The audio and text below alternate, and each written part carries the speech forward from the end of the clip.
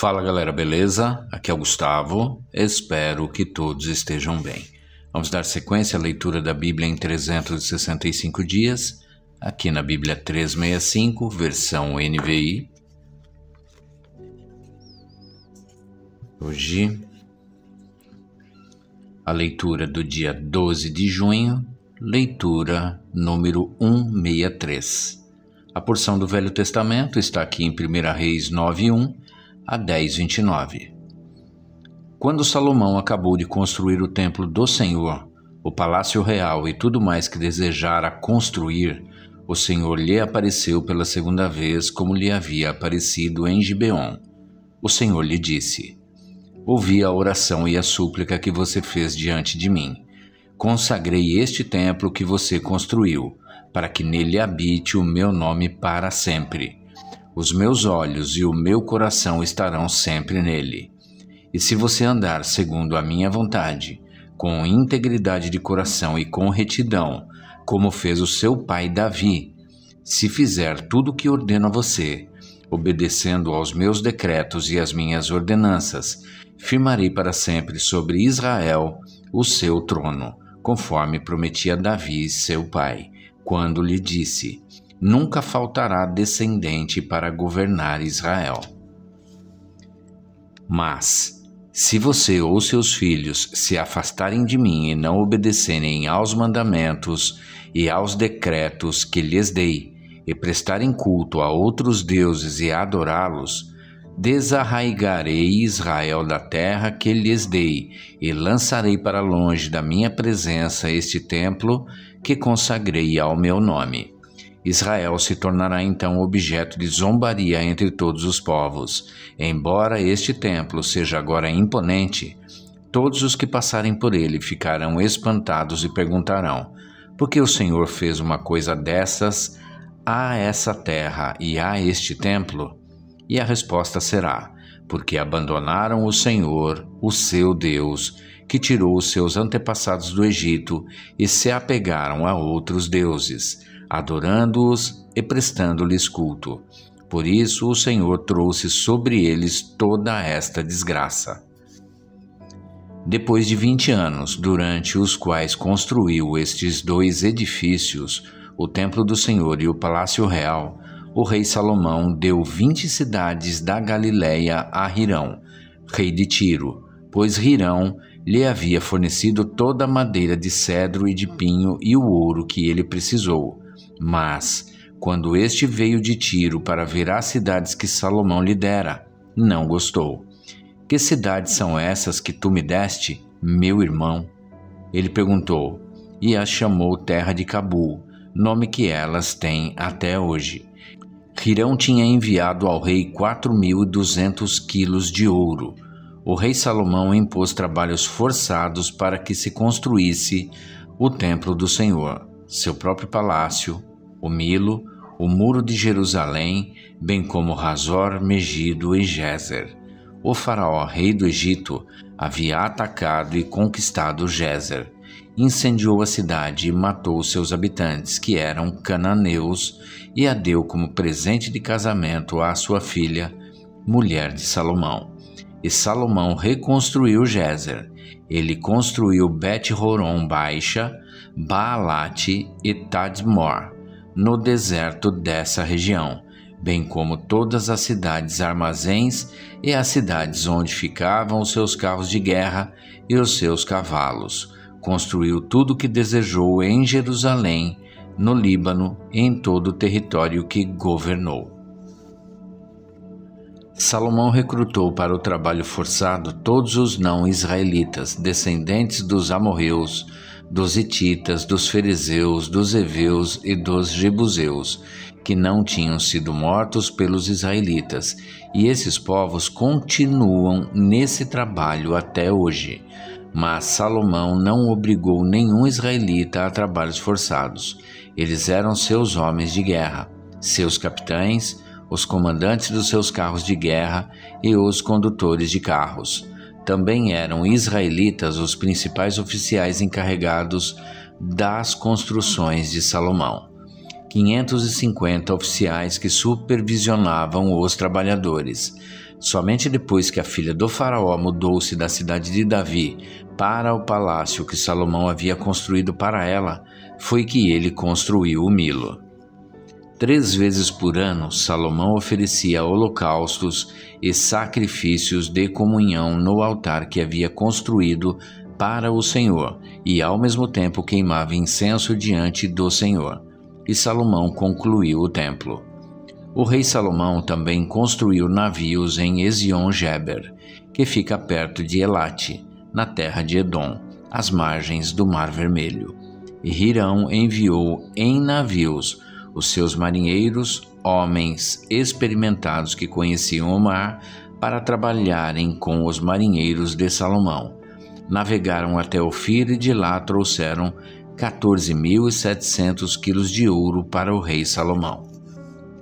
A rainha de Sabá soube da fama que Salomão tinha alcançado, graças ao nome do Senhor, e foi a Jerusalém para pô-lo à prova com perguntas difíceis. Quando chegou, acompanhada de uma enorme caravana com camelos carregados de especiarias, grande quantidade de ouro e pedras preciosas, fez a Salomão todas as perguntas que tinha em mente. Salomão respondeu a todas. Nenhuma lhe foi tão difícil que não pudesse responder. Vendo toda a sabedoria de Salomão, bem como o palácio que ele havia construído, o que era servido em sua mesa, o alojamento de seus oficiais, os criados e os copeiros, todos uniformizados, e os holocaustos que ele fazia no templo do Senhor, a visitante ficou impressionada. Então ela disse ao rei: tudo o que ouvi em meu país acerca de tuas realizações e de tua sabedoria é verdade, mas eu não acreditava no que diziam, até ver com os meus próprios olhos. Na realidade, não me contaram nem a metade. Tu ultrapassas em muito o que ouvi, tanto em sabedoria como em riqueza. Como devem ser felizes os homens na tua corte, que continuamente estão diante de ti, e ouvem a tua sabedoria. Bendito seja o Senhor, o teu Deus, que se agradou de ti e te colocou no trono de Israel. Por causa do amor eterno do Senhor para com Israel, ele te fez rei, para manter a justiça e a retidão. E ela deu ao rei 4.200 quilos de ouro e grande quantidade de especiarias e pedras preciosas. Nunca mais foram trazidas tantas especiarias quanto as que a rainha de Sabá deu ao rei Salomão.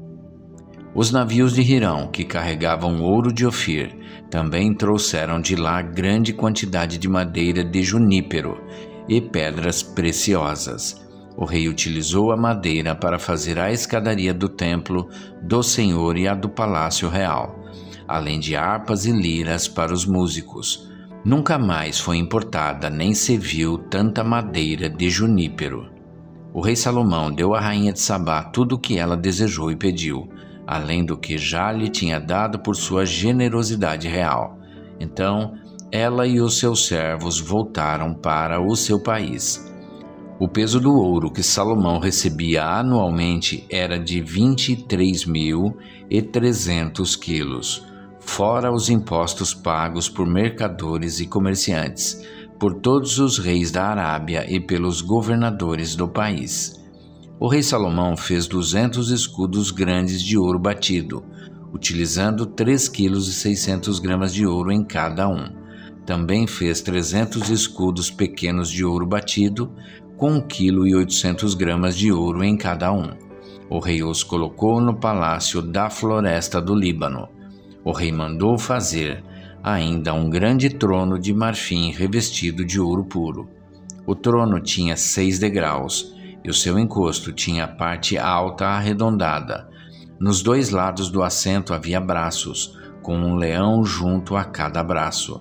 Havia 12 leões nos 6 degraus, um em cada ponta de cada degrau. Nada igual havia sido feito em nenhum outro reino. Todas as taças do rei Salomão eram de ouro, bem como todos os utensílios do palácio da floresta do Líbano. Não havia nada de prata, pois a prata quase não tinha valor nos dias de Salomão. O rei tinha no mar uma frota de navios mercantes com os navios de Hirão.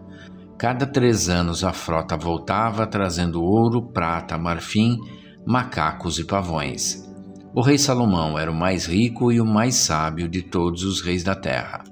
Gente de todo mundo pedia audiência a Salomão para ouvir a sabedoria que Deus lhe tinha dado. Ano após ano, todos os visitantes traziam algum presente, utensílios de prata e de ouro, mantos, armas e especiarias, cavalos e mulas. Salomão juntou carros e cavalos. Possuía 1.400 carros e 12.000 cavalos, dos quais mantinha uma parte nas guarnições de algumas cidades e a outra perto dele em Jerusalém. O rei tornou a prata tão comum em Jerusalém quanto as pedras, e o cedro tão numeroso quanto as figueiras bravas de Cefelá. Os cavalos de Salomão eram importados do Egito e da Cilícia, onde os fornecedores do rei os compravam. Importavam do Egito um carro por 7 quilos e 200 gramas de prata e um cavalo por 1 quilo e 800 gramas, e os exportavam para todos os reis dos hititas e dos arameus. Agora a parte do Novo Testamento, aqui em Atos 8, de 14 a 40. Os apóstolos em Jerusalém, ouvindo que Samaria havia aceitado a palavra de Deus, enviaram para lá Pedro e João. Estes, ao chegarem, oraram para que eles recebessem o Espírito Santo, pois o Espírito ainda não havia descido sobre nenhum deles. Tinham apenas sido batizados em nome do Senhor Jesus. Então Pedro e João lhes impuseram as mãos e eles receberam o Espírito Santo. Vendo Simão que o Espírito era dado com a imposição das mãos dos apóstolos, ofereceu-lhes dinheiro e disse: Deem-me também este poder, para que a pessoa sobre quem eu puser as mãos receba o Espírito Santo. Pedro respondeu: Pereça com você o seu dinheiro. Você pensa que pode comprar o dom de Deus com dinheiro? Você não tem parte nem direito algum neste ministério, porque o seu coração não é reto diante de Deus. Arrependa-se dessa maldade e ore ao Senhor. Talvez Ele perdoe tal pensamento do seu coração, pois vejo que você está cheio de amargura e preso pelo pecado. Simão, porém, respondeu: Orem vocês ao Senhor por mim, para que não me aconteça nada do que vocês disseram. Tendo testemunhado e proclamado a palavra do Senhor, Pedro e João voltaram a Jerusalém, pregando o evangelho em muitos povoados samaritanos.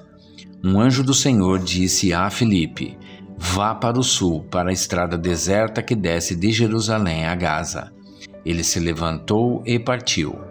No caminho encontrou um eunuco etíope, um oficial importante, encarregado de todos os tesouros de Cândace, rainha dos etíopes. Esse homem viera a Jerusalém para adorar a Deus e, de volta para casa, sentado em sua carruagem, lia o livro do profeta Isaías. E o Espírito disse a Filipe: Aproxime-se dessa carruagem e acompanhe-a. Então Filipe correu para a carruagem, ouviu o homem lendo o profeta Isaías e lhe perguntou: O senhor entende o que está lendo? Ele respondeu: Como posso entender se alguém não me explicar? Assim convidou a Filipe para subir e sentar-se ao seu lado. O eunuco estava lendo esta passagem da Escritura: Ele foi levado como ovelha para o matadouro, e como cordeiro mudo diante do tosqueador, ele não abriu a sua boca. Em sua humilhação foi privado de justiça. Quem pode falar dos seus descendentes? Pois a sua vida foi tirada da terra. O eunuco perguntou a Filipe: Diga-me, por favor, de quem o profeta está falando? De si próprio ou de outro? Então Filipe, começando com aquela passagem da Escritura, anunciou-lhe as boas novas de Jesus. Prosseguindo pela estrada, chegaram a um lugar onde havia água. O eunuco disse: Olhe, aqui há água. Que me impede de ser batizado? Disse Filipe: você pode, se crê de todo o coração. O eunuco respondeu: creio que Jesus Cristo é o Filho de Deus. Assim, deu ordem para parar a carruagem. Então Filipe e o eunuco desceram à água, e Filipe o batizou. Quando saíram das águas, o Espírito do Senhor arrebatou Filipe repentinamente. O eunuco não o viu mais e, cheio de alegria, seguiu o seu caminho. Filipe, porém, apareceu em Azoto e, indo para Cesareia, pregava o evangelho em todas as cidades pelas quais passava. Agora a parte em Salmos 130, de 1 a 8, Cântico de peregrinação. Das profundezas clamo a ti, Senhor. Ouve, Senhor, a minha voz. Estejam atentos os teus ouvidos às minhas súplicas. Se tu, soberano Senhor, registrasses os pecados, quem escaparia? Mas contigo está o perdão, para que sejas temido. Espero no Senhor com todo o meu ser, e na sua palavra ponho a minha esperança. Espero pelo Senhor mais do que as sentinelas pela manhã. Sim, mais do que as sentinelas esperam pela manhã. Ponha a sua esperança no Senhor, ó Israel, pois no Senhor há amor leal e plena redenção. Ele próprio redimirá Israel de todas as suas culpas. Agora a parte de Provérbios 17, 2 e 3. O servo sábio dominará sobre o filho de conduta vergonhosa e participará da herança como um dos irmãos. O crisol é para a prata e o forno é para o ouro, mas o Senhor prova o coração. Até aqui, gente. E é isso. Chegamos ao final da leitura do dia 12 de junho, leitura do dia 163, e amanhã a gente retorna para a sequência desta leitura. Espero que todos tenham um excelente dia e que Deus abençoe a vida de cada um de vocês.